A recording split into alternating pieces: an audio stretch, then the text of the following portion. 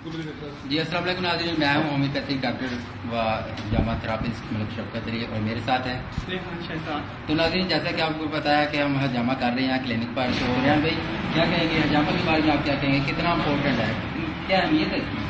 जी, हिजामा जो है ये सुन्नत भी है और इसको इस्लामी टर्म में इसको पचना लगाना कहा जाता है। इसमें जो आपका जिस्म का खून है जो कि गाढ़ा है और जिसमें बीमारी शामिल है वो आपके ऊपर की लेयर में जिस्म की जमा हो जाता है, जिसको कैपिलरीज कहा जाता है, और वो एक छलनी का काम करती है। उस छलनी से छल के ऊपर वाली लेयर में खून इकट्ठा होता है और उसको अगर ना निकाला जाए तो वो आपको सीरियसली बीमार कर सकता है।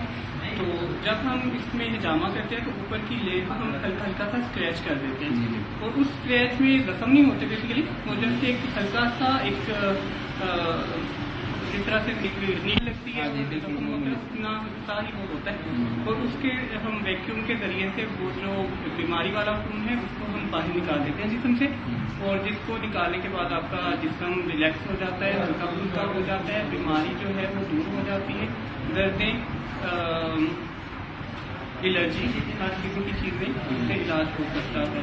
बिल्कुल ये कुछ क्योंकि एग्जैक्टली शाटिका या हरकुनिसा या जिसको पंजाबी में लंगड़ी का दर्द बोला जाता है, इसके मरीजों से समटाइम ऐसा होता है कि उनसे चला फिरा नहीं जाता, यूज करना उनके लिए बहुत मुश्किल हो जाता है। तो ऐसे मरीजों के लिए हम चीज ऐसा करते हैं कि उनको घर पे भी फ्राहम कर देते हैं, तो ताकि जो शिफा है वो उनको आ सके और दुआ भी है और साथ में एक प्रोफेशन भी है हमारा, तो हमारा फर्ज बनता है कि हम जी, इसमें सबसे पहले तो जिस चीज का हमने ख्याल रखना है वो ये है कि हमने हाइजीन का ख्याल करना है और क्योंकि ब्लड का काम है और इसमें हमने ब्लड एक्सट्रैक्ट करना है डायरेक्ट, हमने बॉडी के साथ हमारा कांटेक्ट होगा, तो उस चीज के लिए हमें कंटेमिनेशन से भी बचना है, खुद को भी बचाना है और जो मरीज है उसको भी हमने फर्दर इन्फेक्शन से बचाना है, जिसके लिए हम जो आलात यूज कर रहे हैं वो जस्ट वन टाइम यूज होते हैं। ठीक हो गया। सबसे पहले तो ये है कि हमारे जो हाथ हैं वो साफ होने चाहिए, ग्लव्स हमने पहने हुए हैं, खुद को हमने फुली हाइजीन रखा हुआ है, जो मरीज है उसके साथ हमारा डायरेक्ट कांटेक्ट नहीं हो रहा, बल्कि हम अगर हाथ भी लगा रहे हैं तो हम ग्लव्स के साथ हाथ लगा रहे हैं। खुद को कोई जख्म नहीं होना चाहिए। सेकेंडली हम जो कप्स यूज कर रहे हैं वैक्यूम बनाने के लिए ये जस्ट वन टाइम यूज होते हैं, ये हो रहा है। इसके अलावा सर्जिकल ब्लेड्स यूज होते हैं, ये अब एक यूज होगा एक मरीज के, उसके बाद हम डिस्कार्ड कर देंगे। वैक्यूम क्रिएट करने के लिए यूज होगा, ऑब्वियसली कुछ मेडिसिन यूज होगी। इसमें समटाइम होता है कि किसी मरीज का दिल वगैरह घबरा जाता है, हमें उस चीज का ख्याल रखना पड़ता है। उस चीज के अलावा हमें फिर जेल्स वगैरह की जरूरत होती है और ऑलमोस्ट ये एक मिनी ऑपरेशन होता है, तो जो उसके लिए आलात इस्तेमाल होते हैं तकरीबन उसी तरह का हम अरेंजमेंट करते हैं ताकि कंटेमिनेशन भी ना हो और मरीज बजाय के सेहत हासिल करे किसी मजीद बीमारी में। जी रेहान भाई, आज का जो पेशेंट है इनको क्या मसला है, ये भी हमारे नाज़रीन को बताएं, इनको भी पता चले ना। हाँ जी, आज के जो पेशेंट है इनको आप देख सकते हैं कि इनको चलने फिरने में दुश्वारी का सामना है। इनकी जो राइट लेग है वो प्रॉपरली उससे ये वॉक नहीं कर पा रहे करेंगे और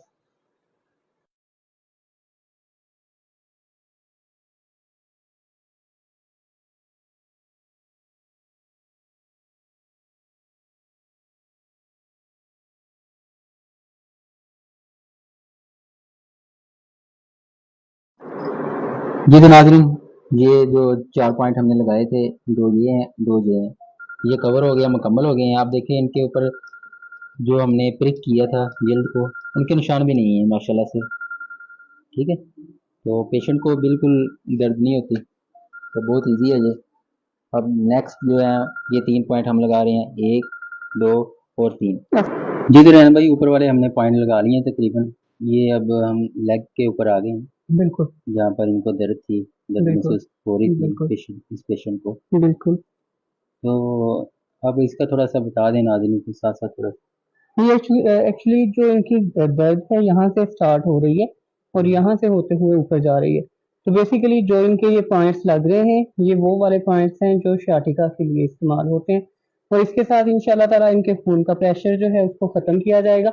और आपको साथ ही साथ इस चीज़ से मुझे याद आया कि जो हिजामा है उसका मेन मकसद हम आपको बता दें जो हिजामा का मकसद है वो ये नहीं होता कि हमने इसमें से बोतलें भर भर के खून निकालना है, बल्कि हम इसमें जस्ट ये करते हैं कि जो खून की ऊपर कैपिलरीज हैं उनको हम पंक्चर करके जो बीमारी ज़दा खून है, जो खून जमा हुआ है और जो आपकी बॉडी में रुकावट पैदा कर रहा है सेहतमंद होने में, हम उसको जस्ट प्रिक करेंगे बॉडी को और उसको निकाल देंगे। इसके साथ ना तो जख्म होगा, ना ही कोई कंटेमिनेशन होगी, कुछ नहीं होगा। जस्ट इसके साथ आपका जो बीमारी ज़दा खून है वो निकलेगा और उसके फौरी बाद आप हर काम कर सकते हैं, आप कोई भी एक्टिविटी कर सकते हैं। आपको कुछ इसके बाद दर्द भी फील नहीं होगा, बल्कि राहत महसूस होगी। फौरी बाद आप बिल्कुल रिलैक्स हो जाएंगे। तो इस पॉइंट को मिनी हार्ट भी बोलते हैं। पॉइंट को हम मिनी हार्ट बोलते हैं। यहाँ पे कहा जाता है कि जो मोस्टली जो वेसल्स हैं खून की वो यहाँ से होके गुजरती हैं और इस वजह से इसको और इधर दोनों पैरेलल टांगों के दोनों साइड पे इसको हम मिनी हार्ट बोलते हैं। जी तो रेहान भाई फाइनली ये हमने मुकम्मल कर लिया है। जी बिल्कुल। तो पेशेंट से ही पूछ लेते हैं। तो अंकल जी आप कैसा फील कर रहे हैं? मैं ठीक हूँ। कोई रिलैक्स फील हुआ है? कुछ दर्द में कमी वगैरह? सुकून मिल रहा है। कुछ वो जैसे खींचन वगैरह जो है उसमें कोई कमी हुई हो?